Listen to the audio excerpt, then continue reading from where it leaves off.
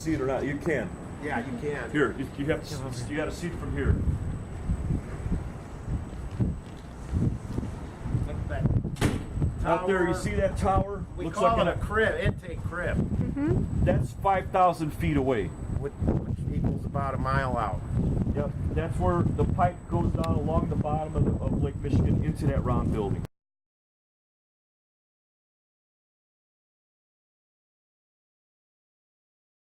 Please feel free. So how to get the better shiny ones. I can tell you what's happening so far. What you're looking at down there, you see the paint scheme of that? That means it's raw water. That color code means raw water coming from Lake Michigan. Nothing's been done to it yet.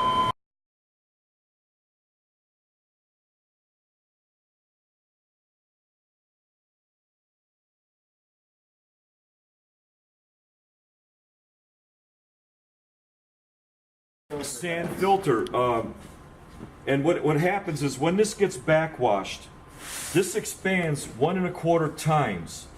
This media actually expands upwards, so all them particles that are in there can completely get flushed out, everything that it filters out. And believe it or not, it all settles back in its own spot because they have different specific gravities. So these big pieces stay on the bottom, the sand layers right there, and the carbon stays always on top. So no matter how much you churn it up, it always ends up being back in this level.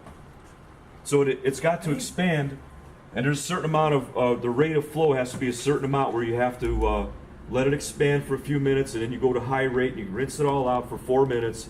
Then you bring it back down so that it settles down back. So that's how you backwash a filter.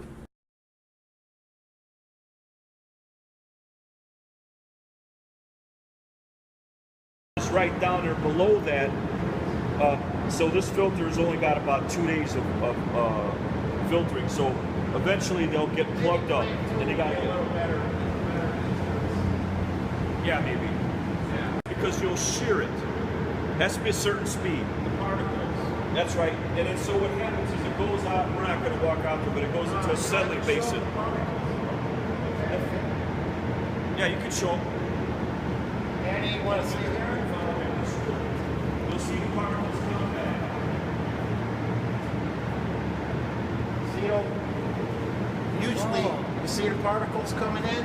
That's because of that alum. It's connecting with what's in those microscopic particles in the water. They have I might get it wrong, a negative charge. The alum has a positive charge. So what happens? They meet, and it forms from a macro flock to a micro flock. And it goes through, and what happens, it comes back in, it's settling in our basins, and then what doesn't settle comes through here, and you can see the particles coming in. If we didn't use alum, those particles would be coming through, not settling out, and getting to our filters. Right. So the last one, filter, that's our last process, and it goes through that granular activated carbon, through the sand, through the gravel, and then into our clear wells. It's connecting with what's in those microscopic particles in the water. They have I might get it wrong, a negative charge.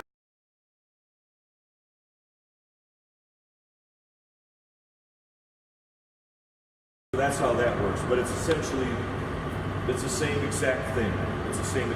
There's 2 feet of activated carbon, 1 foot of sand, then there's gravel, and then there's the headers on the bottom where the water goes into and comes out the bottom of the filter. Remember that 10 million gallon tank? Take them over there. It's underground, but It's nothing to see, but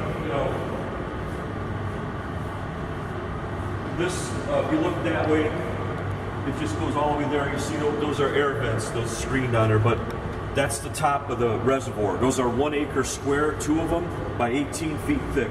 So you could do the math. If it's 1 acre, 208 by 208 by 18 feet tall, you can calculate how many gallons that is. It comes out to 5 million each. Is that all sand? No, that's 3 feet of dirt Okay. on top there of the may be a little concrete. sand.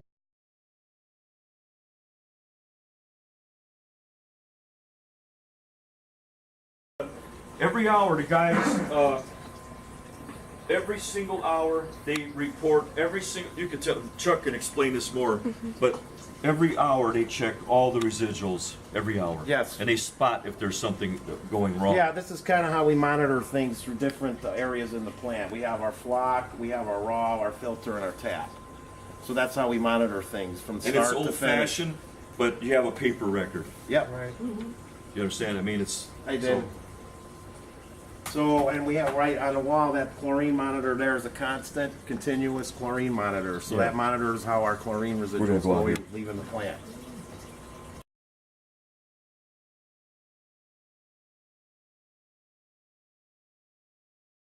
Okay.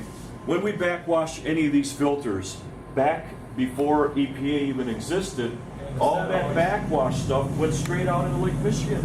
Yeah.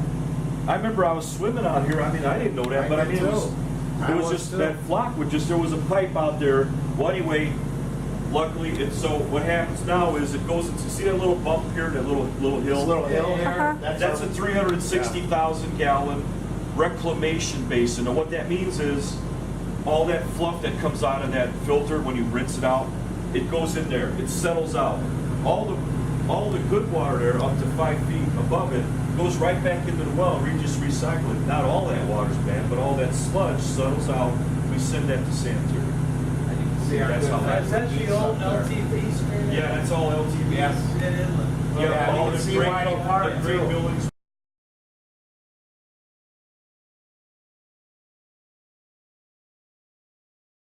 Years ago. Yeah, actually, yeah, about that. So this is showing us the ground storage tank at that point. Right now, it was running earlier this morning. So what I do is we set this up where I think the demand is going to need it. So we'll run it in the morning, we'll pump a little water out, we'll stop it. Then what happens tonight at 9 o'clock, it'll refill. So we start at 32 feet, and we bring it to 28. Now tonight it'll turn on, it'll go from 28 to 32, shut itself down. And that's the technology. I mean, I really like That's it. a 6 million gallon tank right there. Yeah. We don't have to empty it completely out. It's just to keep the water fresh in there. Yeah.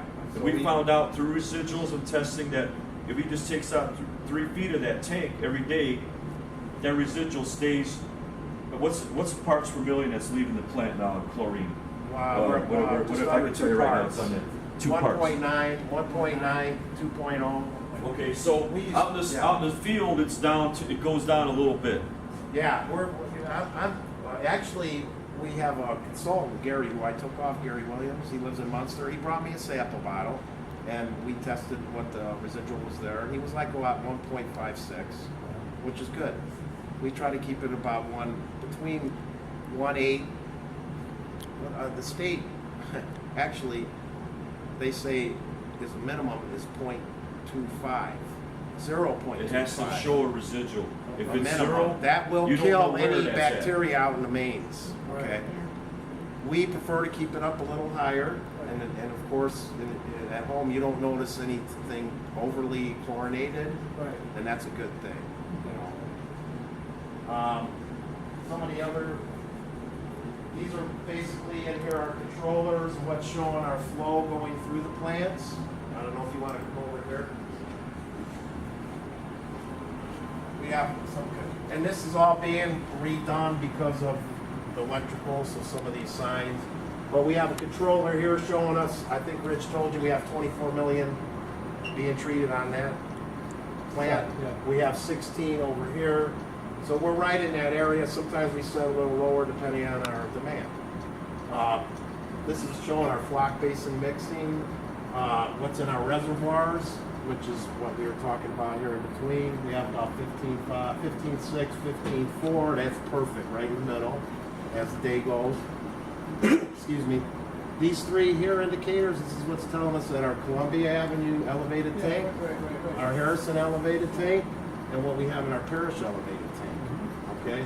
Those readings, we actually all come here and they're in front of David here.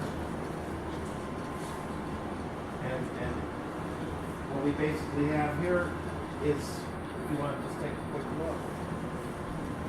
And we have what we have here is we have a screen for plant 1 and we have a screen for plant 2. So he's seeing what they're looking at over there. But as here, we have our intake level, which tells us what's coming into our intake. Oh, you know, from our intakes to our well. Then we have our two reservoir levels. Okay, we have our Columbia, our Harrison, our Parish. We have a common level that tells us how each level, the levels in the filters are controlling. Show plant one's the motor control, just the Highland. Go to Highland page. Yeah. So yeah, I see. I left.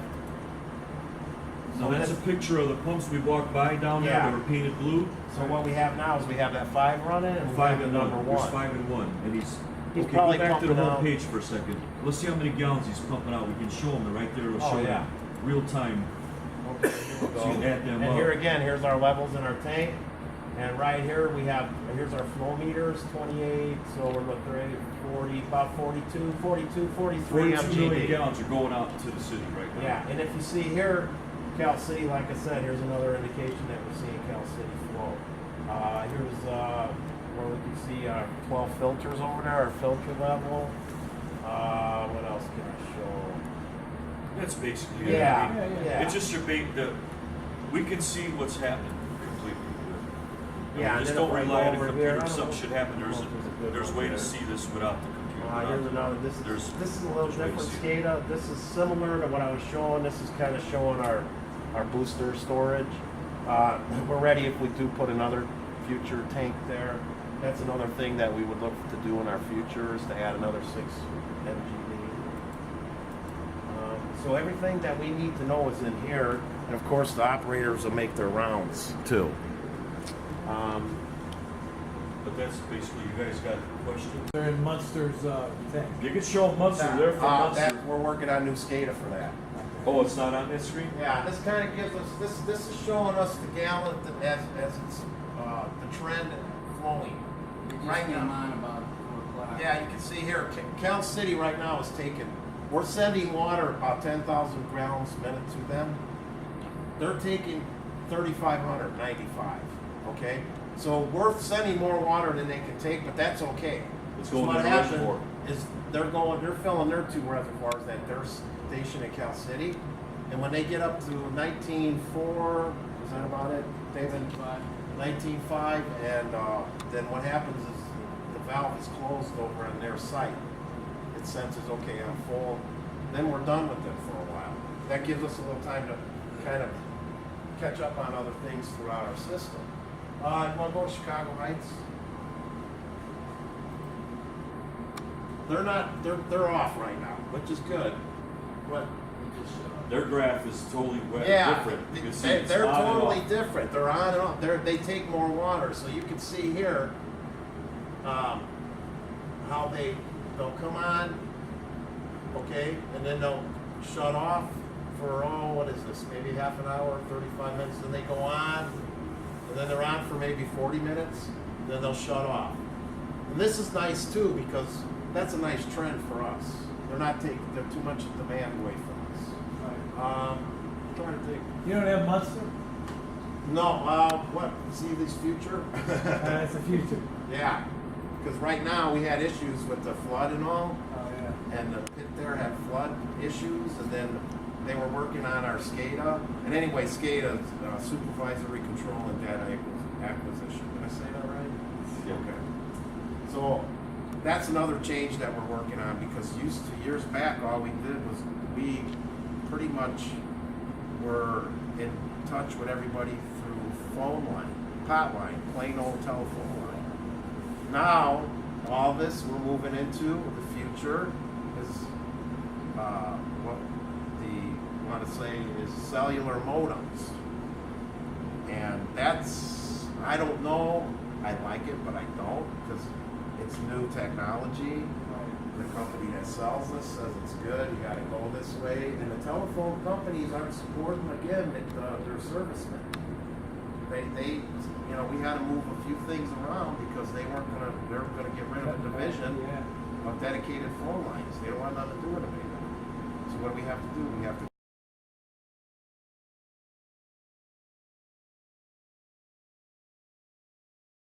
Years, lead in drinking water has been like a concern in Flint, Michigan, and different places. Lead? So lead in water, yeah. So Yeah, okay. where exactly in the process do you check for that? First thing we want to make clear to you, lead is not related with your drinking water source. It's in the homes. Okay. It's in your plumbing. It's In the service lines. service lines. It could be in the distribution lines. We have no lead mains. We have lead service lines going to the homes. You may have lead service lines coming into your homes. You may have lead solder and copper service lines in your home. That's where the issue is. We monitor our pH, which tells us if the water is acidic or base. Of course, any kind of lead would show would be an acidic effect. We would see that drop, but it's not an issue. But we do monitor. What IDEM tells us, we have to do 30 homes every 3 years. But the issue in Flint, did you ever hear the story there? They changed their water source. They used to get water through Detroit from Lake Huron, okay? They decided, they sent someone there, the city was broke. They have to save money. Well, we're gonna start taking it where we used to get it, out of the Flint River, which was much more corrosive water. This is a river. What do you think people are dumping in that river? Okay? More corrosiveness in the water. When they started their plant, because I went to a couple, when they started their plant, they were not feeding us a phosphate. We feed the phosphate here in Hammond. And wait, let's stop right there. Oh, go ahead. Let's stop right here. No, please There's do. a couple of things you need to know. Obviously we use chlorine, but we use that zinc orthophosphate, which is added to the water, and that's for that. That coats the inside of the pipes. What parts? How many parts? What, 0.7? Well, it depends where we're at. I 0.7 try to to get it out to 1.0 everybody parts per million. about one part. But I'm seeing 0.8. We're close, but it's sufficient But to that's make that inner lining of the pipes so Coated. the coats, so that lead doesn't Cannot leach into the water. so that's And one thing. And the simplest thing, and I'll let Rich Yeah. finish. See if we like talking about No, this. that's good. Well, when you're at home, open up that water till it gets cold. 2 minutes, 3. We've done testing. Usually it's first draw. You're going to see a little bit of, not what they're seeing in Flint, Annie, which was terrible. I don't even know why they drank it. Did you see it was brown when they were? Yeah. Don't do it. But open that faucet. Let it run 2 minutes. Because I did recent testing here. We test usually on a first draw when it's overnight 6 hours. Nothing's moving in the home for 6 hours. So that's what we do. One draw, boom. So what we did here recently is we do the first draw, then we did a second draw, and a third. 1 minute was the second, third minute was the third draw. By that third draw, what do you think we saw? No lead. We seen it in the first overnight draw, but if you open up that faucet, flush your home, you shouldn't have a concern about But lead even anymore. when you saw it, it was in the parts per billion. Billion. Parts per billion, which is way below the EPA, and it's all due to the lead line, and the reason why it was a lead line service line is coming off your water main out in front of your house. It was a lead pipe. It's an actual lead pipe, and I mean it's flexible, so it wouldn't break. And I mean that's what they used back then. They used 1930s, They didn't think before, about that. 1930s and through the 30s. The pipe coming in all in the lead. house was made out of lead. Yeah. Okay, I guess that's why the Romans were.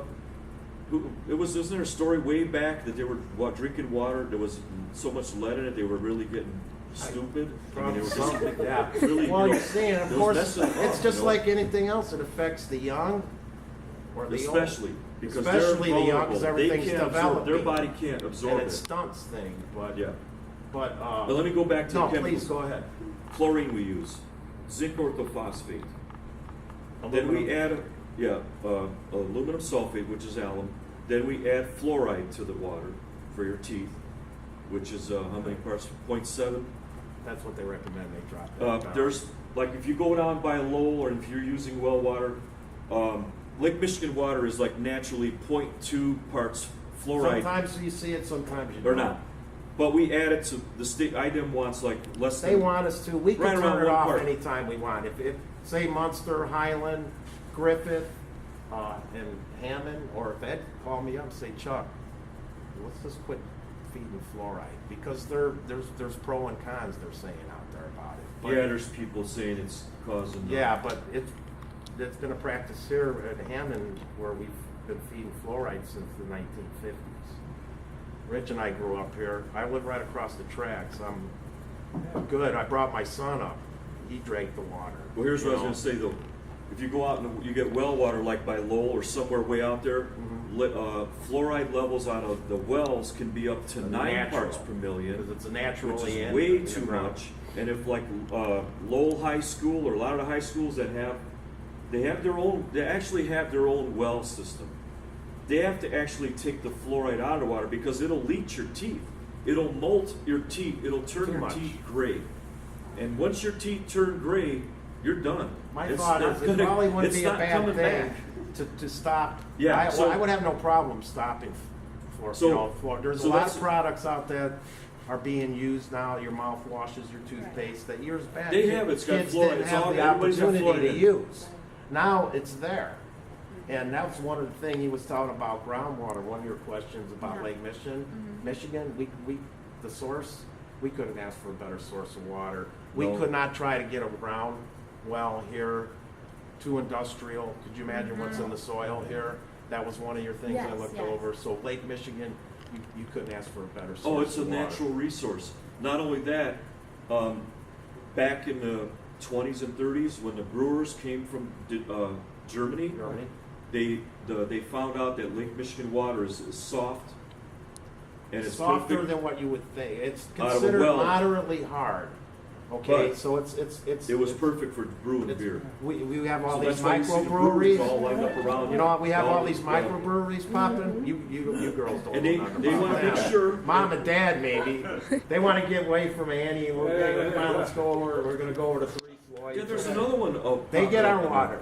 They use Yeah, it's our got water. they want Lake Michigan water because of the fact that it's coming out of Lake Michigan. Yeah. That it's used. You know, that's that was very back good in for, the day prehistoric. The glaciers moved back, carved these up. There's billions upon billions of water in these Great Lakes. You know, So those are the chemicals I want to tell you. So fluoride, that's zinc orthophosphate. yeah, that was one of the fluoride, I was hoping we covered all the what Yeah, Annie needed. The to four. know. You know? Yes.